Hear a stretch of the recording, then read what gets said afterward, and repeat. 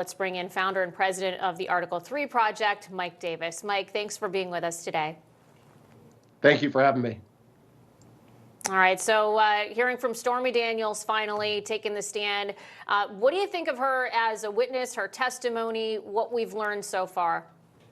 Well, this porn star is certainly a performer because she signed a letter on January 30th, 2018, categorically denying that any affair ever happened with President Trump. And separate from whether there was an affair with President Trump back in 2006, the fact that here we are 18 years later in 2024, right before the presidential election, and we have a felony trial over a bogus legal theory that settling a nuisance claim is somehow a felony under New York law, even though the prior Manhattan DA, Cy Vance, the Manhattan U.S. Attorney, the Federal Election Commission, and Alvin Bragg himself declined to bring this. This case is only brought because senior Biden Justice Department official Matthew Colangelo went to Alvin Bragg's office to bring this, or to resurrect this zombie case with this for the purposes of lawfare and election interference.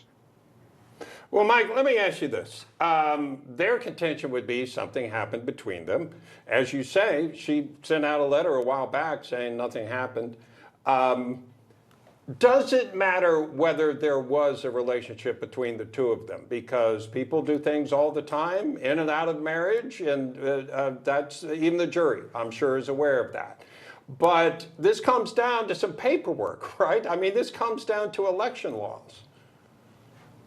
Yeah, that whether Trump did or did not have this encounter with Stormy Daniels in 2006 is totally irrelevant. It is not a campaign finance violation for a businessman to settle a nuisance claim and book it as a legal expense.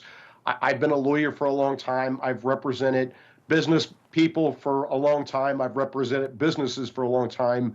You settle nuisance claims regularly, and you have a non-disclosure agreement with those settlement of nuisance claims, and you book the settlement as a legal expense. And that's exactly what happened here in this scenario, is to try to transform a routine settlement of a nuisance claim into a felony, 8 years later, under this 7 years later, under this convoluted theory that this settlement of this nuisance claim and the booking of it in 2017 somehow affects the 2016 election is absurd on its face.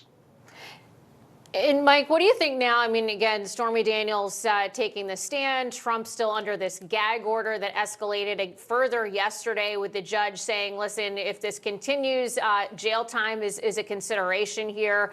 Trump obviously walking a fine line with what he can and can't say outside of the courtroom or post on Truth Social. But here's Stormy Daniels laying it all out there, what she alleges happened in this hotel room years ago.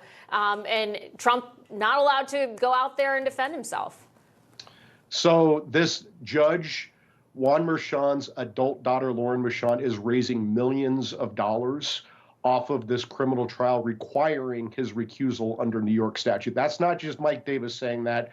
A former Clinton federal judge from New York went on Caitlin Collins' show on CNN on April 5th and said that Judge Merchan had to recuse. What was his response? He expanded this illegal, unconstitutional gag order and threatened to throw Trump in jail if he mentions his conflict of interest with his adult daughter, Lauren Merchan, raising money off of this trial.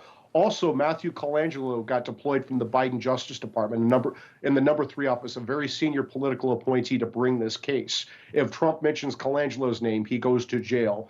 You have Michael Cohen making money on TikTok, trashing Trump, a witness in this case. If Trump responds, he goes to jail. You have Stormy Daniels, this porn star who in 2018 signed a letter saying that no affair happened, now testifying that an affair happened. She's trying to raise her profile, raise awareness for her porn site.